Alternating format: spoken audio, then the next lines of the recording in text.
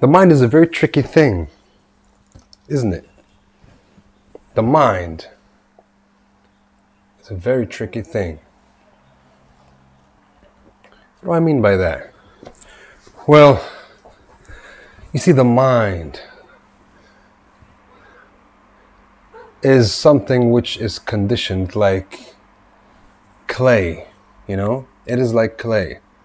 You condition it when it's young, when it's youthful, when it's energetic. It is very malleable. And you can mold it in any shape you want.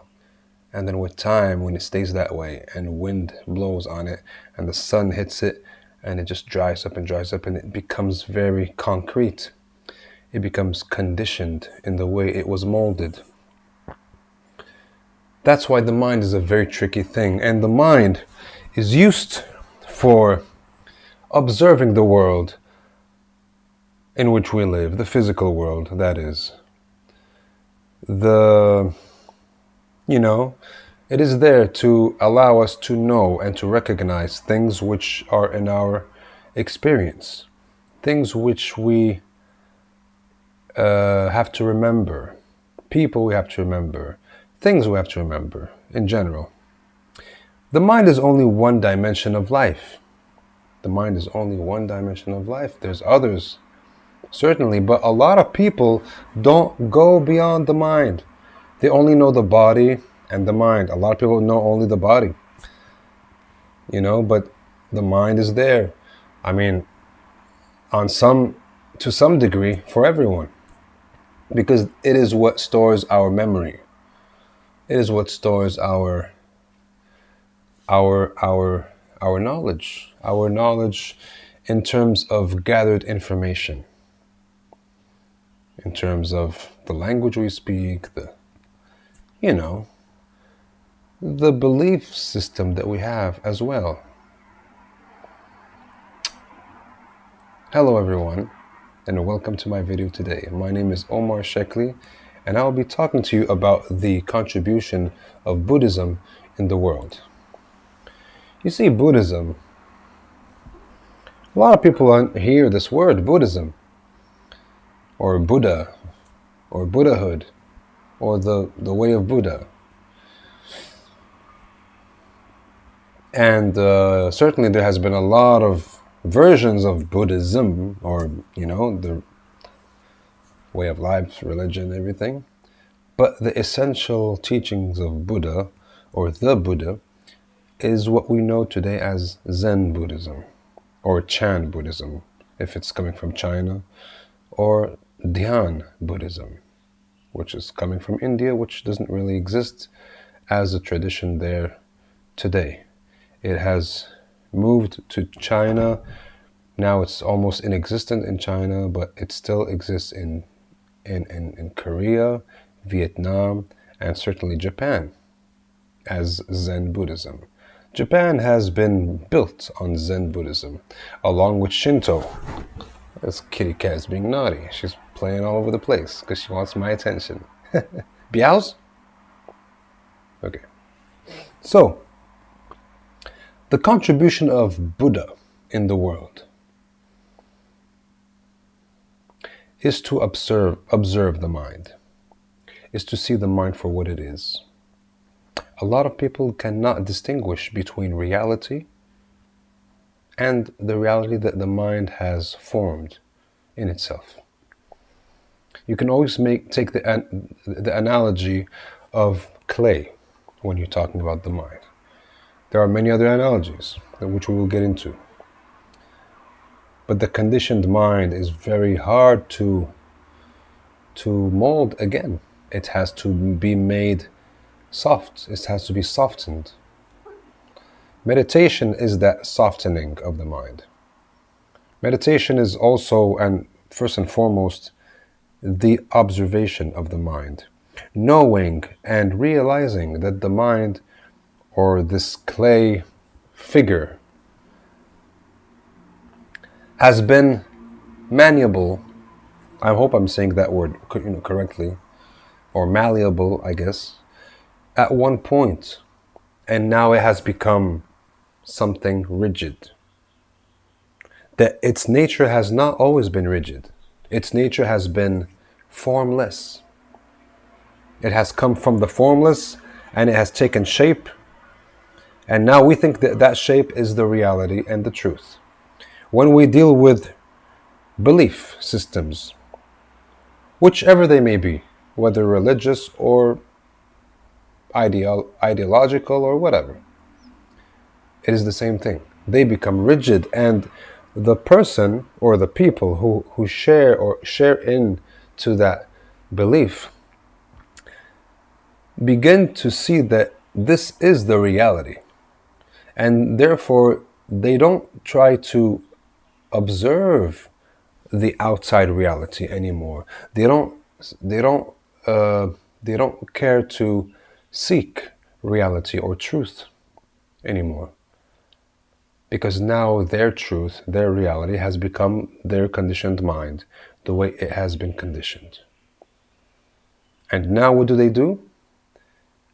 They try to fit all of reality, all of existence, all of creation, all of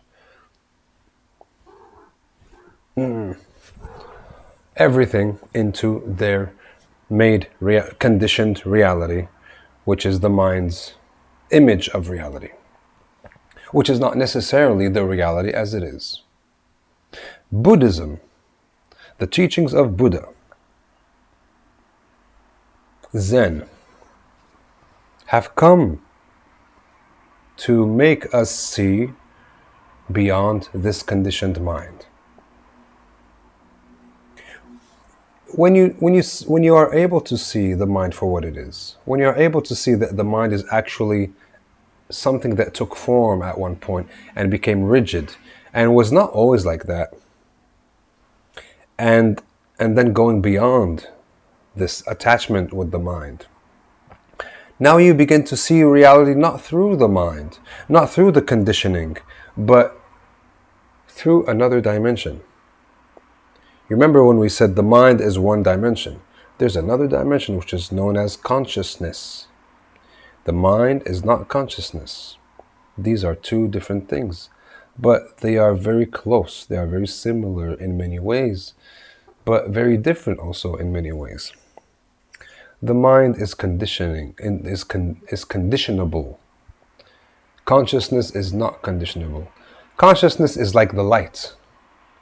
Consciousness is like the light inside the lamp. Okay, let me show you something. Hold on. Let me show you something. Something I have right here.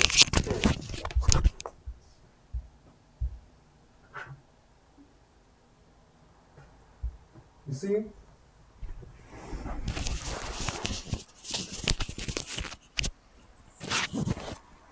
Consciousness. See, I got this old lamp. It's really dusty. Hasn't been cleaned for some time, but it's pretty good. For an example that has just come to me right now. See, this is a lamp. This is a traditional Moroccan lamp that I have here in my home. It has this little door. Inside here, you put a candle, a source of light, right? That light is consciousness. This lamp and these colors are the mind. You see, when the light shines through these colors and these shapes, they give off a certain atmosphere coming from this shape. They give off a certain characteristic. But now we think that the light itself is that characteristic. Whereas the light has no characteristic. It is only light. It is only shining. We can take the light inside and remove this, and the light will keep shining, unadulterated by any form and any shape or any color. The mind is the conditioned form, which is this. This is a form conditioned to give off red, yellow, and green And some of these motifs, decorations that you see there. And when the light shines through, you see those motifs, and it's beautiful. There's nothing wrong with this. There's nothing wrong with giving form to the mind. But to confuse the light with the form, to confuse the consciousness for the mind, for the conditioned mind, that is where the problem begins. I hope that example was pretty clear. So the contribution of Buddhism or Buddha or Zen is to recognize, not through belief, not through doctrine, not through a mental conditioning, not through morality or anything like that, the nature of the mind. Once you know the nature of the mind, immediately you know the nature of consciousness. When you don't know the nature of the mind, now mind and consciousness for you are what there's no distinction. You don't know how to distinguish between them. It is like not knowing how to distinguish between you and your shadow. You are not your shadow. You are the original being, and your shadow is just a reflection. And your shadow can take many forms based on where the sun is. If the sun is on top of you, the shadow is very small. If the sun is to the side, the shadow is very long and very big. The shadow is also like the mind. Or rather, yes, you and the shadow. Where the sun hits you, it gives off a certain quality. The shadow is the quality of the mind. The body, the shape, is the mind. And the sun or the light hitting you is the consciousness. So the light hitting you being the original form, but in the way it is hitting you and the way the original form is formed, takes shapes, it gives off very unrealistic qualities, which is the shadow. And this is what happens with the mind and the consciousness.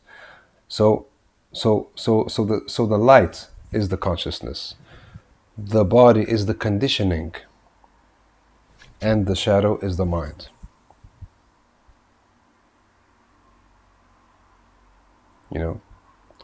The way the body is conditioned and the way the light is hitting, in what angle it is hitting, it gives off a certain quality. Now, if we think that I am the shadow, I am this, I am that, or that because the shadow is long, that means I am long, the shadow is big, that means I am big, that is not a real thing. So Buddhism, again, the great contribution of Buddhism is to really become aware of the conditioning of the mind. Because when you are not aware of the conditioning of the mind, any conditioning will make you believe that that is what the case is. Nothing else is real except for this condition. And you can see very clearly what problems that can bring forth. So this person believes that his conditioning is the truth. That person believes his conditioning is the truth. And when you come together and your conditioning and his conditioning or their conditioning clashes somewhere, now there is war, now there's bloodshed, now there is violence, unnecessary violence. When the reality, the original reality, is one. And that original reality, we can call it God. We can call it consciousness. We can call it whatever. It is the same nature. It is one nature. There's no problem calling it God. Or if you are too disgusted by the word God because of how much it has been perverted in your life, you can say godliness. You can say consciousness. That's why a lot of people have changed the meaning and the way they see it. But it's the same thing. If you want, if you need some to be, if you need a more personal relationship with that source, you may call it God. You may call it the Father. You may even call it the Mother. You know, you may even see it in someone.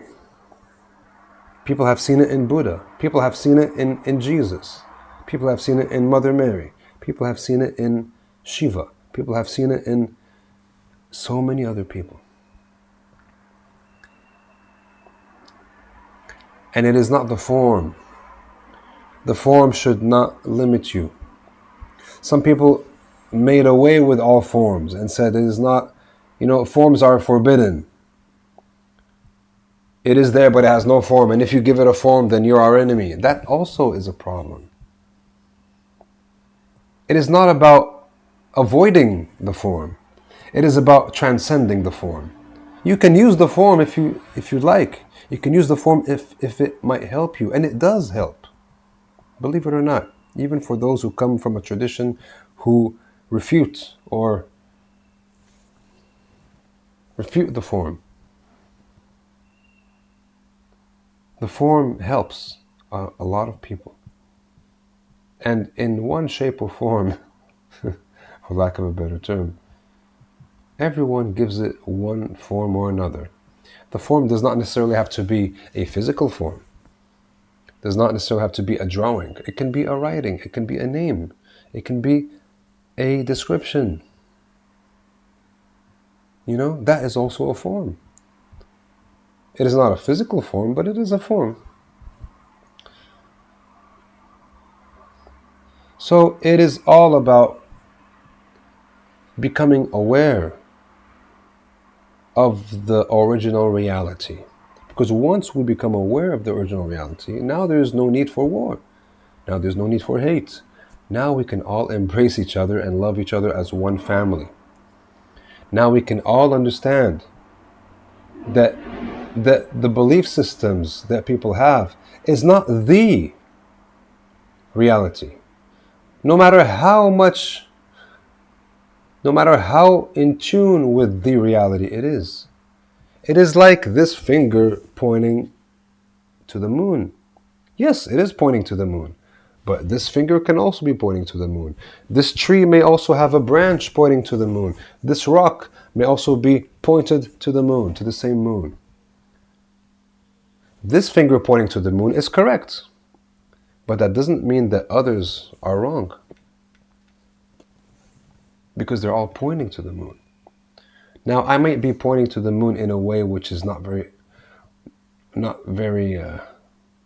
straight, maybe a little crooked finger, or I don't know, something like that.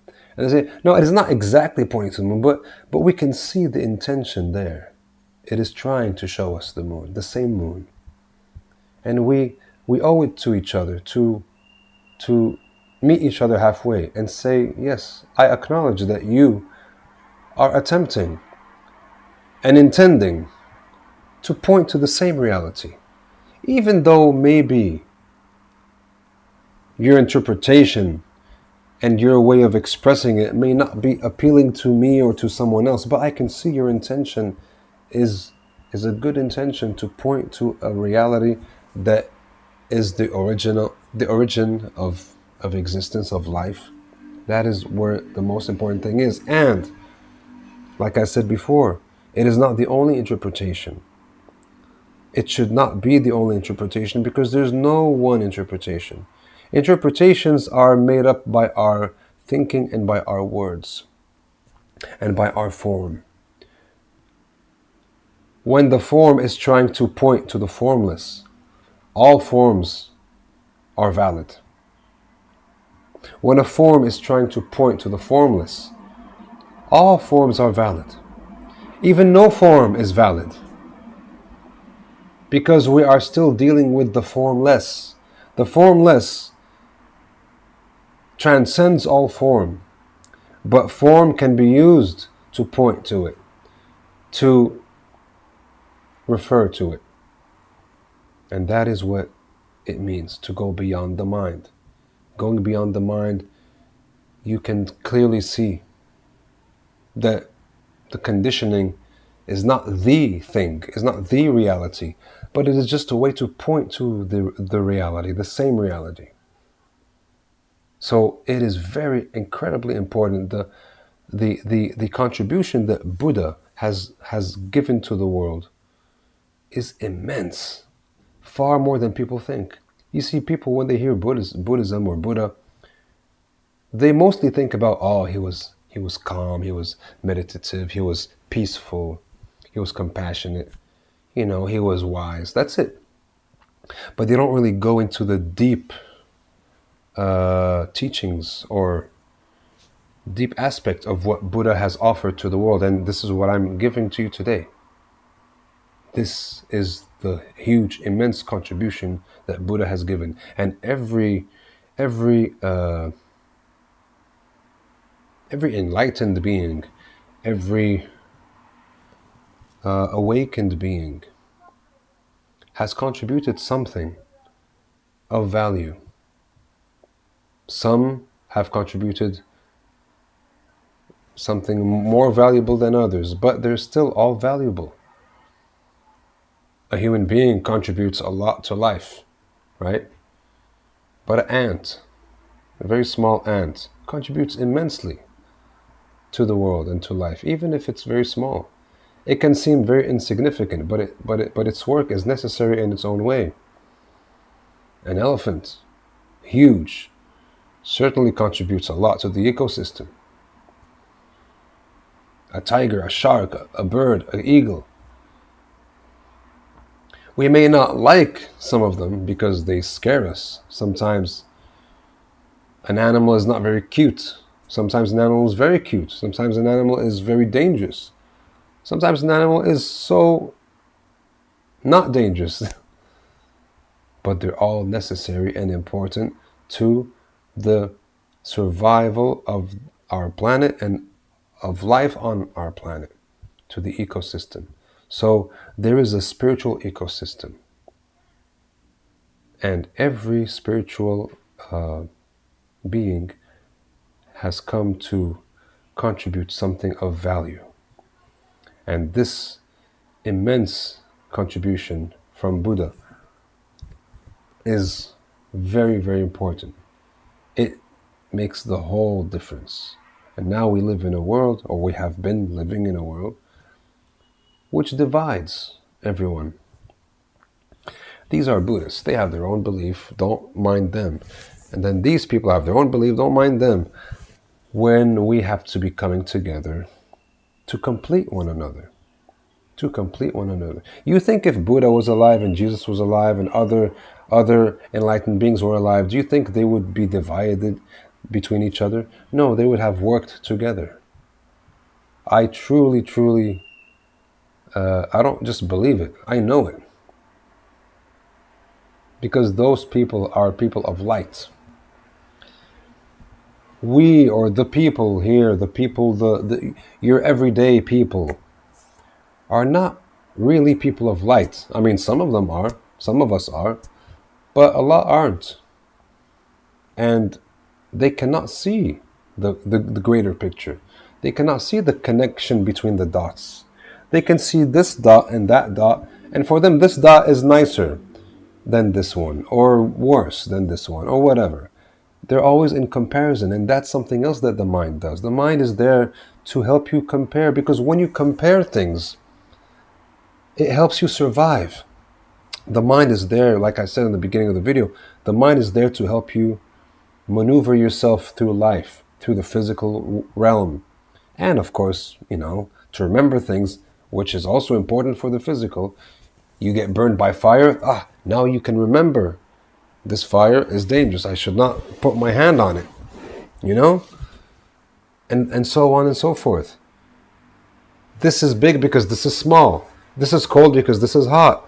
All of this is the mind giving you some kind of reference to reality, so that now you know, all right, now I know how to maneuver myself through life or through the physical, at least. You know, the mind has its importance, but going beyond the mind is very important as well, especially if you want to touch higher dimensions of life. If you just want to live in the world, you don't need those dimensions, but coming here as a human being, you are meant to explore higher dimensions. You are not meant to only live in the physical and in the mental. You are meant to really transcend these lower dimensions of life, which are not bad in themselves. It is only not of any help if you stay stuck in them. It is like an airplane conducting itself like a bus or like a car. You know, it has those wings for a reason. Those wings are there so that they can help it fly. Those wings are not there so that you can drive it on the street. If you drive it on the street, it's going to be very problematic. You may drive it on the street. It can be a very nice vehicle, but now you got these two wings. And now what you're going to do? Oh, they're bothering me, so let me cut them off. You see how sad that sounds, because you know what an airplane is meant for. You know what an airplane is potentially capable of doing. And now we've degraded, or, reduced of its capacity and its worth. Whereas if we knew what it was meant for, we would not even have to to drive it on the street. We can go up there in the clouds and fly all over the place. You see, so human being came with immense capacities, and now we're functioning only on the lower dimensions of life, when we as a human being have the capacity to go way beyond. Sorry, I hope you were hearing me all this time, because the human being has the capacity to go way beyond the physical. And we can see very clearly that the world we're living in is leaving us stuck in the lower realms. We can see that very clearly. So the contribution of Buddhism, or Buddha, to the world is immensely important, immensely valuable. One should study it, one should explore it, and not reject it because it is not my tradition or because it is not my faith. It is not. No, stop it, please. The Lord, the Creator, the immense consciousness of the universe, which governs all,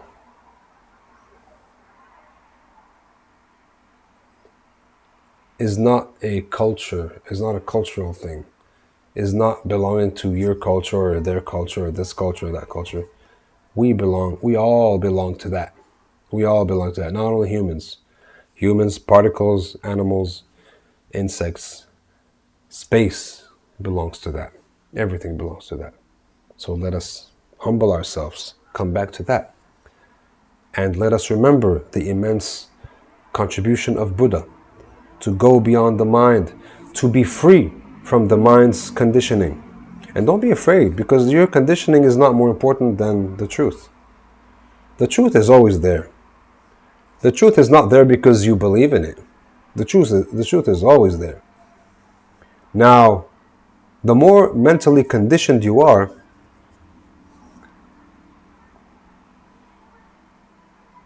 will not help you see the truth. You might have an image of the truth, and now you've conditioned it in your mind. But now the truth, if the truth moves, because the truth moves, the truth is alive. It's not dead, it is alive. Anything that's alive moves, dances. You will not be able to dance with the truth.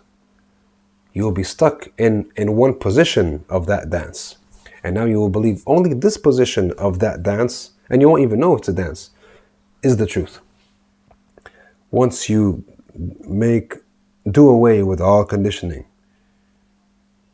and you come back to the awareness, the pure awareness, and see and